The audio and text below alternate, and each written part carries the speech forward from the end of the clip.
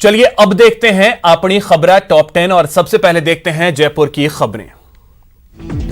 CM Ashok Gehlot ने मंगलवार को प्रशासनिक सुधार विभाग की समीक्षा बैठक की। बैठक में एपीओ करने के बाद अच्छी पोस्टिंग देने का मुद्दा भी सामने आया। पाबंदी के समय तबादले के लिए एपीओ करने की व्यवस्था पर सवाल उठने पर सीएम ने नाराजगी जाहिर की। जयपुर में पंचायत चुनाव को लेकर ड्राई डे की तिथि घोषित कर दी गई है। राज्य चुनाव आयोग के मुताबिक जिन क्षेत्रों में 28 सितंबर को चुनाव होने हैं वहां 26 सितंबर को शाम 5:30 से ड्राई डे लागू रहेगा। 28 सितंबर को मतगणना समाप्ति तक ड्राई डे जारी रहेगा। जयपुर जिले में 3 अक्टूबर से होने वाले पंचायत चुनाव में मतदान के लिए निर्देशन पत्र प्राप्त करने हेतु आरओ का दल रवाना हो गया। 3 अक्टूबर को द्वितीय चरण में जयपुर जिले की पंचायत समिति बस्सी, माधोराजपुरा, दूदू और जोबनेर की कुल 90 ग्राम पंचायतों में निर्वाचन होना है। चिकित्सा एवं स्वास्थ्य मंत्री डॉक्टर रघु शर्मा ने आयुर्वेद एवं भारतीय चिकित्सा विभाग में 450 आयुर्वेद चिकित्सा अधिकारियों सहित कुल 1000 से अधिक पदों के लिए भर्ती को मंजूरी दी है। जल्द ही इन पदों के लिए भर्ती प्रक्रिया शुरू की जाएगी।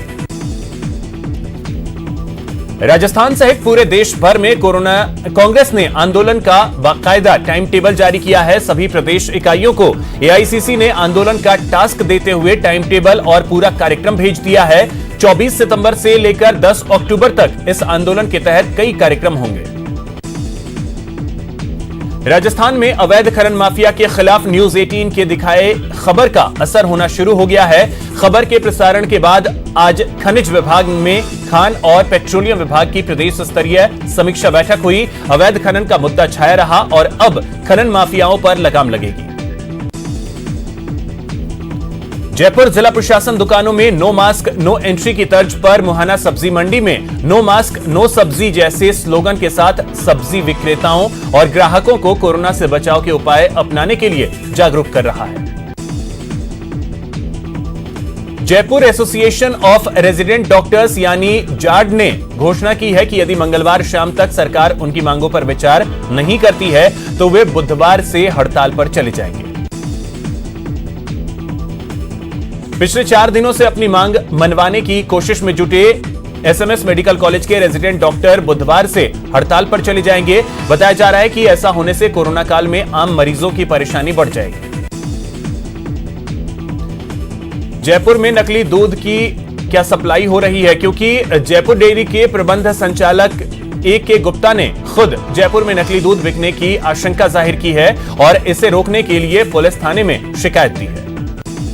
अब रुख करते हैं कोटा का। कोटा रेल मंडल कोटा और नागदा के बीच आरक्षित इंटरसिटी स्पेशल ट्रेन चलाई जाएगी। ट्रेन का परिचालन 23 सितंबर से होगा। मंडल के वाणिज्य प्रबंधक अजय पाल के मुताबिक रेलवे बोर्ड में इस विशेष ट्रेन को शेड्यूल जारी कर दिया गया है। ट्रेन में कुल 14 कोच रहेंगे, जिसमें से 3 चेयर कार कोच, 9 सामान्य द्वितीय श्रेणी कोच, 2 एसएलआर कोच रहेंगे। कोटा जिले की पीपलदा विधानसभा के विधायक रामनारायण मीणा ने पड़ासलिया पंचायत में सामुदायिक भवन का लोकार्पण किया। उसके बाद मेहंदी गांव के गुरुद्वारे में सिख समाज के लोगों ने विधायक का स्वागत किया। कोटा में डीआईजी कार्यालय के बाहर नो पार्किंग में एक अनजान कार के खड़ा होने से डीआईजी कार्यालय में हड़कंप मच गया। आनन फानन में पुलिसकर्मियों ने कार को हटाने का प्रयास किया, जो वह नाली में जाकर फंस गई, जिससे देर तक अफरा तफरी मची रही।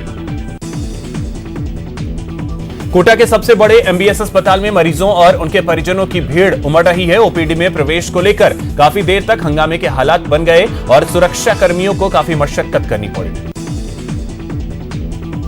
कोटा में पुलिस ने 4 सटोरियों को गिरफ्तार किया है। सूचना के बाद पुलिस ने रोडवेज की बस में दबिश दी और आरोपियों को 1,16,800 कैश के साथ धर दबोचा। पुलिस इस गिरोह के अन्य सदस्यों के बारे में जानकारी जुटा रही है। कोटा जिले में औसत से कम बारिश होने का साइड इफेक्ट भी सामने आया है। लाडपुरा तहसील के किसानों को रबी के सीजन के लिए आलनिया डैम से मात्र 2 बार पानी मिलेगा। कोटा में बोरखेड़ा थाना पुलिस ने अवैध मादक पदार्थ के खिलाफ कार्रवाई करते हुए एक तस्कर को 1 किलो 10 ग्राम गांजा के साथ गिरफ्तार किया।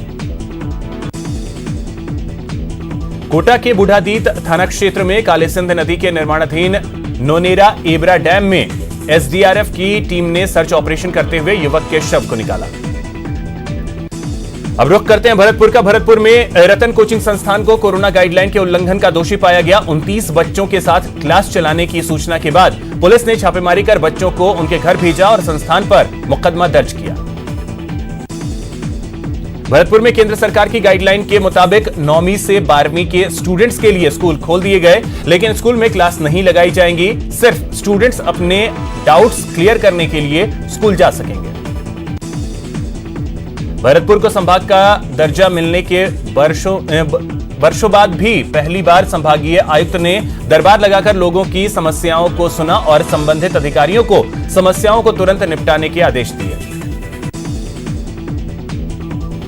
सीसवाली के ब्रजेश सोनी हत्याकांड का पर्दाफाश होने के बाद भी मुख्य आरोपियों की गिरफ्तारी नहीं होने से परिजन न्याय की उम्मीद में दर-दर भटक रहे हैं। आज मृतक के परिजनों सहित कोटा के स्वर्णकार समाज के लोगों ने डीआईजी को ज्ञापन सौंपा। भरतपुर के काली की बगीची के पास स्थित पेट्रोल पंप पर पेट्रोल में पानी की मिलावट करने का आरोप लगाते हुए उपभोक्ताओं ने हंगामा खड़ा कर दिया। भरतपुर की गढ़ी बाजुना पुलिस ने अवैध खनन कर पत्थर ले जा रहे ट्रक को जब्त किया है। पुलिस ने गुप्त सूचना के आधार पर इस कार्रवाई को अंजाम दिया।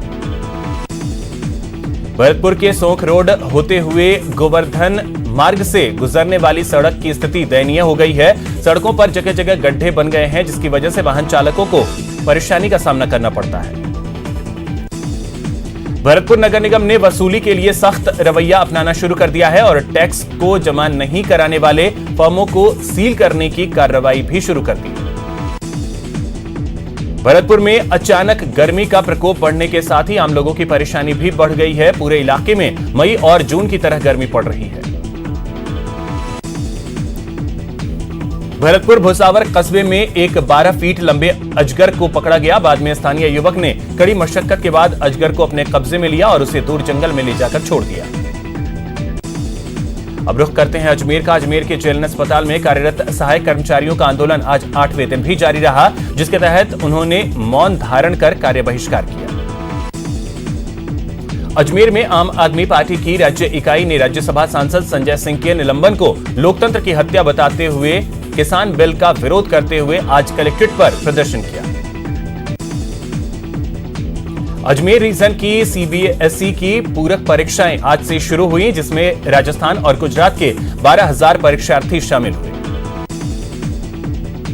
अजमेर स्मार्ट सिटी प्रोजेक्ट की आज 22 महीने बाद व जनप्रतिनिधियों की नाराजगी के बाद मीटिंग आयोजित हुई। जिला कलेक्टर प्रकाश राज पुरोहित की अध्यक्षता में आयोजित हुई इस मीटिंग में विधायक वासुदेव देवनानी ने सलाहकार समिति को कार्यों की जानकारी नहीं देने पर नाराजगी जाहिर की। अजमेर में मां की बीमारी के नाम पर पैसे लेकर नहीं लौटाने का मामला सामने आया है। शहर की सामाजिक कार्यकर्ता डॉक्टर अपर्णा शुक्ला ने बताया कि सौरभ शर्मा नाम के शख्स ने मां की बीमारी का बहाना बनाकर 6 लाख रुपए ले लिए, लेकिन अब लौटा नहीं रहा। अजमेर के अलवर गेट थाना क्षेत्र में शातिर बदमाश ने फोन पर रुपए ट्रांसफर के नाम पर युवक के साथ 1,40,000 रुपए की ठगी की है। पीड़ित ने बताया कि सुबह उसके पास कोई अज्ञात नंबर से फोन आया और रुपए ट्रांसफर करने के लिए बोला। मामले को लेकर पीड़ित ने शातिर बदमाश के खिलाफ रिपोर्ट दर्ज करवाई है। अजमेर के पर्वतपुरा की रहने वाली दहेज पीड़िता एक विवाहिता ने जिला कलेक्टर से मिलकर न्याय की गुहार लगाई है। अपने 2 मासूम बच्चों के साथ कलेक्टर के कार्यालय पहुंची विवाहिता ने अपने पति सहित ससुराल पक्ष पर दहेज की खातिर मारपीट का आरोप लगाया। पीड़िता ने अपनी शिकायत में कहा है कि आए दिन ससुराल में उसके साथ मारपीट की जा रही है और 2 बच्चों के साथ उसे घर से बाहर निकाल दिया गया। अब रुख करते हैं उदयपुर का। उदयपुर की सीसारम नदी में आज शव को तैरता देख लोगों में सनसनी फैल गई। ग्रामीणों की सूचना पर नई थाना पुलिस ने मौके पर पहुंचकर स्थानीय तैराक की मदद से शव को बाहर निकाला। उदयपुर में कोरोना महामारी धीरे धीरे ग्रामीण क्षेत्रों में बढ़ने लगी है। कोरोना वायरस से जिले के भटेवर पंचायत का एक कर्मचारी पॉजिटिव पाया गया है। उसके बाद आम लोगों की सुरक्षा को ध्यान में रखकर पंचायत में 7 दिनों के लिए कामकाज बंद कर दिया गया। उदयपुर में चेतक सर्किल स्थित पोस्ट ऑफिस के बाहर आधार कार्ड बनवाने वाले लोगों को खासी परेशानी का सामना करना पड़ रहा है। आधार कार्ड के लिए प्रतिदिन 100 फॉर्म दिए जाते हैं, जिसका समय सुबह 10 बजे से पहले तय किया गया है। उदयपुर जल संसाधन उपखंड ने सरजना बांध के बढ़ते जलस्तर को देखते हुए अलर्ट जारी किया है। विभाग ने जल ग्रहण क्षेत्र में निरंतर पानी की आवक होने से जलस्तर के 19.5 फीट पहुंचने की आशंका जताई है। उदयपुर नगर निगम ने स्पैरो सॉफ्टेक प्राइवेट लिमिटेड के साथ अनुबंध किया है।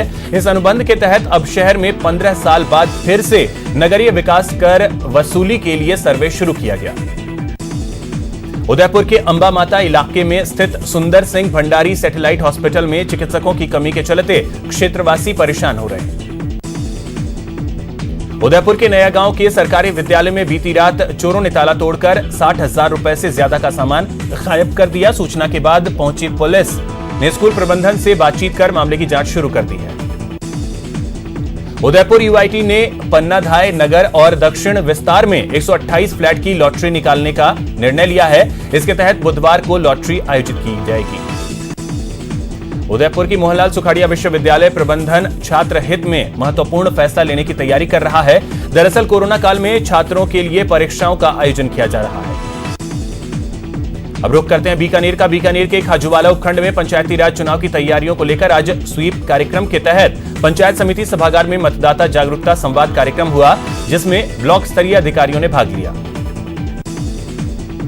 बीकानेर नगर निगम में अचानक बिजली गुल हो जाने से अपने आवश्यक काम के लिए आए लोगों को घंटों इंतजार करना पड़ा।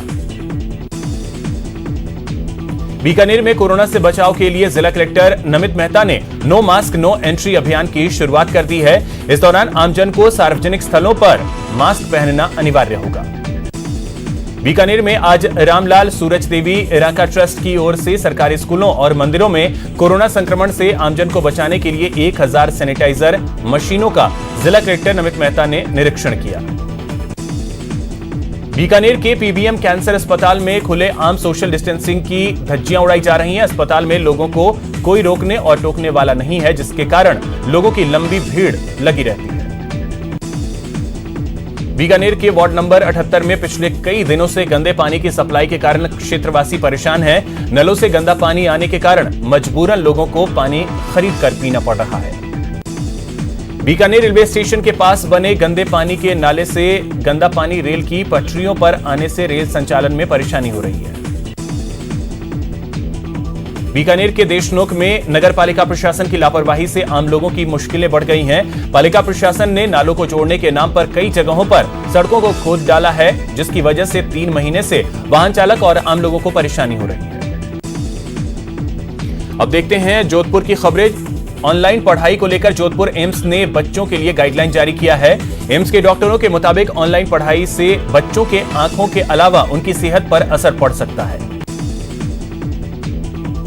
जोधपुर के मेडिकल कॉलेज सभागार में पंचायत चुनाव का प्रशिक्षण कार्यक्रम चल रहा है। जिले के 3 पंचायत बापीणी और भोपालगढ़ के 87 ग्राम पंचायतों में तैनात होने वाले रिटर्निंग अधिकारियों और आरओ को प्रशिक्षण दिया जा रहा है। Jodhpur range ACB DIG Vishnukant ने मंगलवार को बाड़मेर एसीबी कार्यालय का निरीक्षण किया। जोधपुर में रेवेन्यू अधिकारी रवि जैन ने आरटीओ और डीटीओ अधिकारियों की बैठक लेकर ज्यादा राजस्व वसूली का निर्देश देते हुए इस पर त्वरित कार्य करने के लिए कहा है। जोधपुर में मुख्य डाकघर को 2 दिन के लिए बंद कर दिया गया है। डाकघर में 1/3 स्टाफ के कोरोना संक्रमित होने पर 2 दिन के लिए डाकघर में ताला लगा दिया गया। जोधपुर के शास्त्री नगर इलाके की रहने वाली एक बच्ची ने अपने ही परिवार पर प्रताड़ित करने का आरोप लगाया है। बच्ची की सूचना के बाद स्कूल टीचर ने बाल संरक्षण आयोग को इसकी सूचना दी। जोधपुर शहर के सबसे बड़े एमडीएम अस्पताल में सफाई कर्मियों ने फिर से हड़ताल शुरू कर दी है। अस्पताल के कोरोना विंग में तैनात सफाई कर्मियों ने बढ़ते कार्य के लोड के चलते स्टाफ बढ़ाने की मांग को लेकर हड़ताल शुरू कर दी।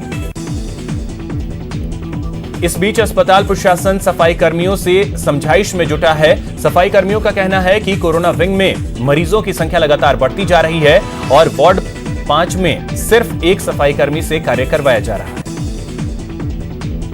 जोधपुर के बाप पुलिस ने बड़ी कार्रवाई करते हुए एक मिनी ट्रक से 45 लाख रुपए बरामद किए हैं। साथ ही पुलिस ने ट्रक चालक और खलासी को भी गिरफ्तार किया। जोधपुर जिला ग्रामीण पुलिस के मुताबिक NH 11 पर गश्त के दौरान की गई कार्रवाई में 45 लाख रुपए बरामद किए गए।